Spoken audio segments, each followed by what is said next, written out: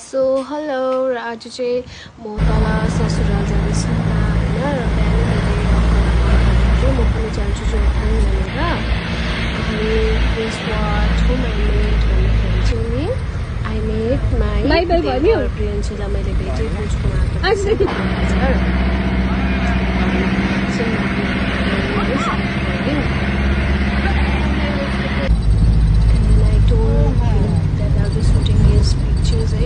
short clip and I told him to watch outside and Priyansu चाहिँ एकदम serious भएर watch गरे so finally हामीलाई चाहिँ लिनु यता हाम्रो काका आउनु भएको थियो प्रियन्सुको पापा होइन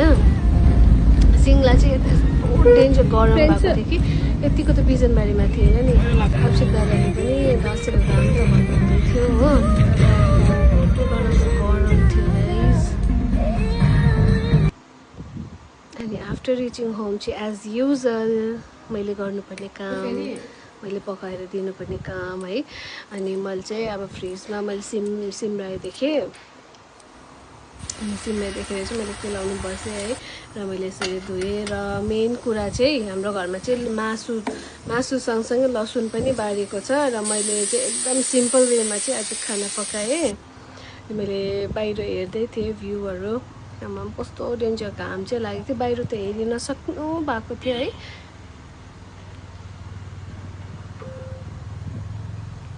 हेर्नुहोस् न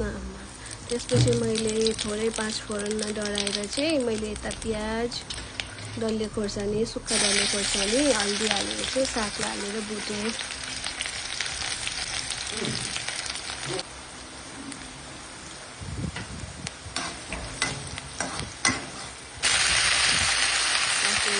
हालेर पाक्ने है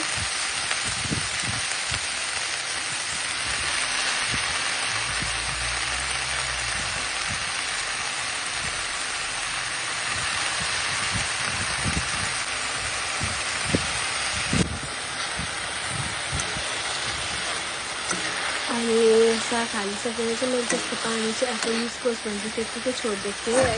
अनि यत्तिकै मैले चाहिँ चढेर भइन्जल पकाएँ यसमा मैले एउटा आधी टमाटर चाहिँ मैले हालेँ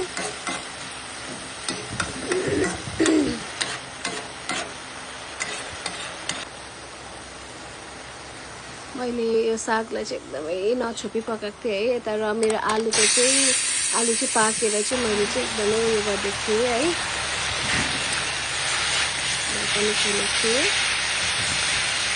अनि यता मेरो सब्जी पाक्नको लागि रेडी भयो र अर्को ठाउँमा चाहिँ मैले यता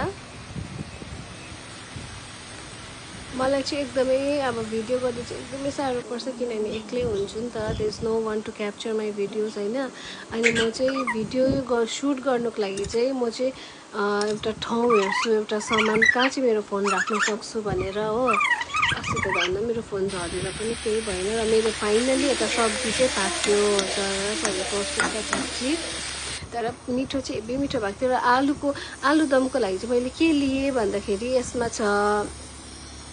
हल्दी छ तिखालाल छ अन्त थोरै उयो छ अजिना मटर अनि नुन हालेको छु र यो पेस्टलाई चाहिँ अब म यता मेरो भात पनि रेडी भयो अब चाहिँ फाइनली भात पनि पाक्यो अनि यो पेस्टलाई चाहिँ अब म कालो जिरा पकाएर चाहिँ पेस्टलाई एकछिनको लागि पकाउँछु 5 मिनटको लागि पकाएर चाहिँ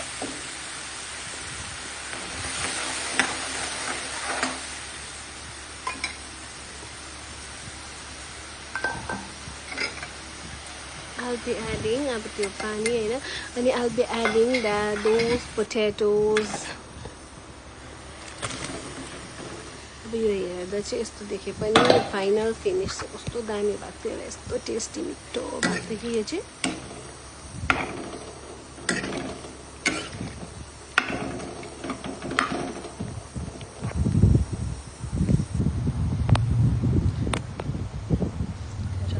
फाइनल टचअपको लागि चाहिँ आलुदममा मैले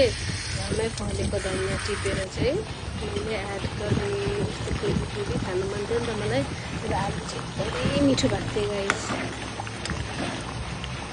किप वाचिङ